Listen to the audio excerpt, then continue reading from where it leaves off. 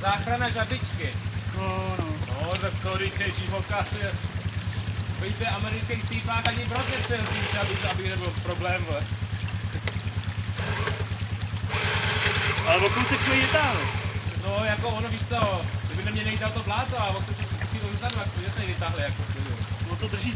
Ono se to tady nějaké takhle to matlaví bláto, no. Plakaj, tam ještě nestrčíš nohu, ať tě nemusíme tahat ještě tebe. Ty zase možná měl pomoct, když byl zpátečný.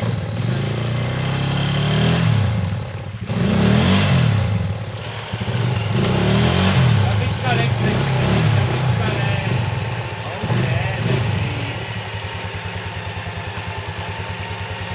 Žabička ne. Oh, dobrý.